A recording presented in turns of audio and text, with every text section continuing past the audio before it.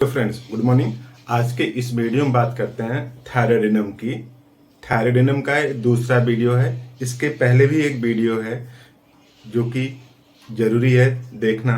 वहाँ पे भी कुछ सिम्टम्स हैं और कुछ सिम्टम्स यहाँ पे बात करते हैं। तो पिछले वीडियो में हम लोगों ने समझ लिया कि जो थायराइडिनम है वो बेसिकली एक्सट्रैक्ट से बनी है, या यूँ समझ लीजिए कि थायराइड ग्लैंड को सुखा करके बनाई गई है।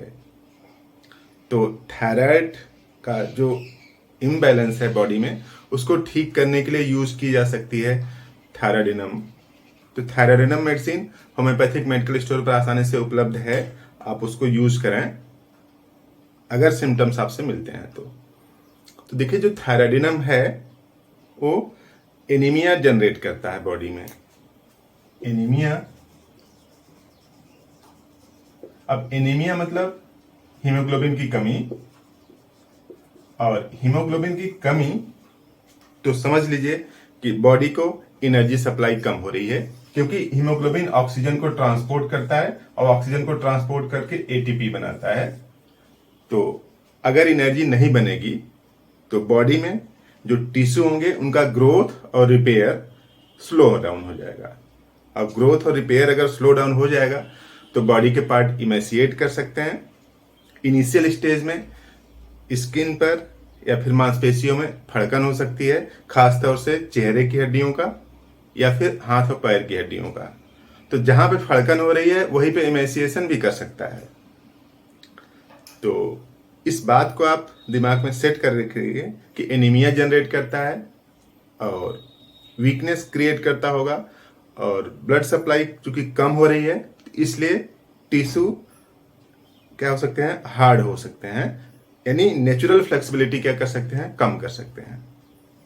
तो उसी से आगे की हम लोग बात करते हैं। तो देखिए, लिखा है यहाँ पे हाइपोथायराइडिज्म आफ्टर एक्यूट डिजीज, यानी कोई सिंपल सी बीमारी हुई है, जैसे फीवर हुआ है या फिर इंडाइजेशन हुआ है, इसी तरीके की कोई एक्यूट डिजीज हुई थी और उसके इम्प्रॉपर ट्रीटमेंट की वजह से, उसका प्रॉपर ट्रीटमेंट नहीं लिया गया, या फिर जब बीमारी ठीक हो गई उसके बाद कुछ दिन तक रेस्ट नहीं किया गया।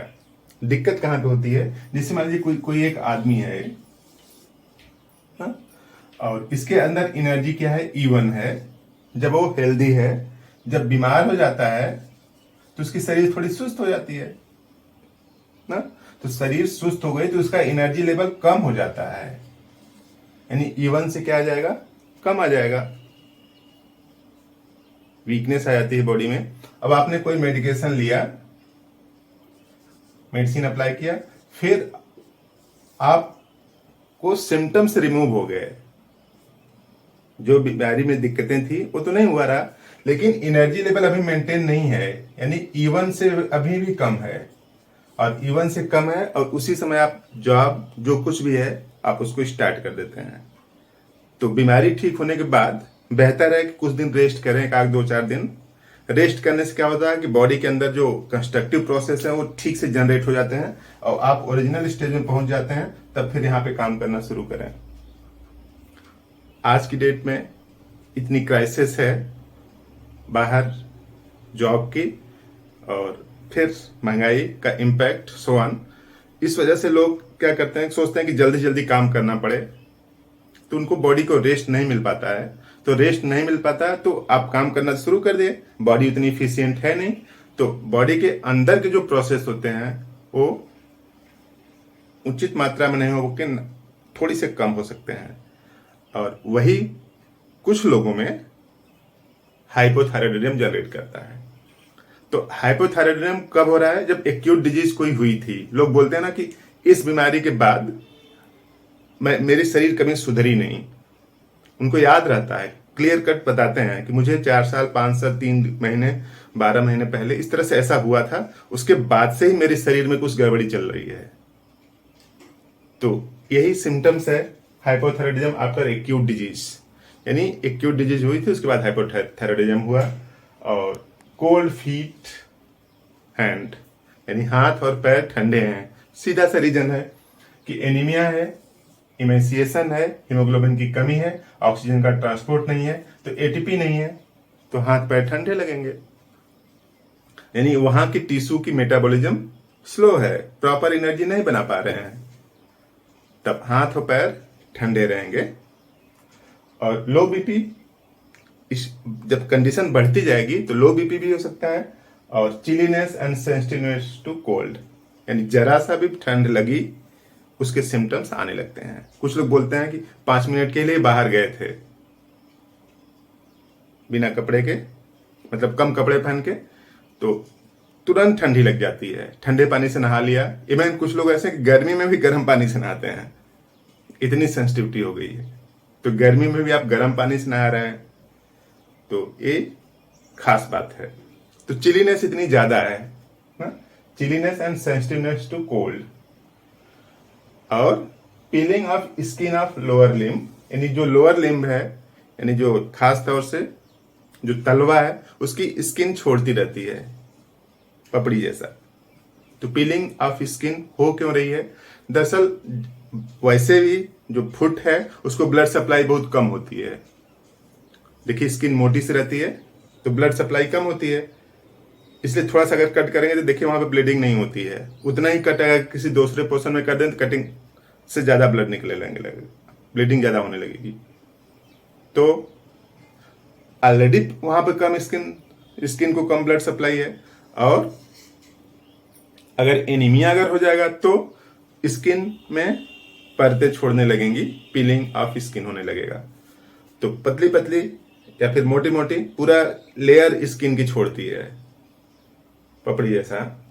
और यूट्राइन फाइब्रॉइड, यूट्रस में फाइब्रॉइड हो सकता है, और fibroid tumour of the breast, जो ब्रेस्ट है, जो स्तन है, उसमें भी फाइब्रॉइड हो सकता है। तो देखिए जो फाइब्रॉइड बेसिकली होते क्या हैं, मोटे तरीके से यूं समझिए कि अगर फाइबर हार्ड हो गए हैं बॉडी में, किसी भी पोर्शन के अगर फाइबर हार्ड हो गए हैं तो वहां पे हार्डनेस आ जाएगी। तो जो फाइबर हार्ड हो गए हैं तो उनकी फ्लेक्सिबिलिटी कम हो जाएगी, उनका नेचर जो सिक्रीशन का है और जो उनके काम है वो सब कमतर हो जाएंगे। तो उस अवस्था को क्या बोल रहे हैं? फाइब्रॉइड्स, यानी फाइबर हार्ड हो गए हैं। तो यूट्रस में भी हो सकते हैं और ब्रेस्ट में भी हो सकते हैं। तो देखिए यूट्रस भी सेक्रेटरी ऑर्गन है, कई केमिकल्स बनाता है, और ब्रेस्ट भी वही है। तो अगर इसमें हार्डनेस आ रही है तो ये सब स्फेयर हैं थायरॉयडिनम के। थायरॉयडिनम को आप यूज कर सकते हैं अगर आपको सिम्टम्स मिलते हैं तो। लेने का तरीका पिछले वीडियो में जैसे था उसी तरीके से अब भी है।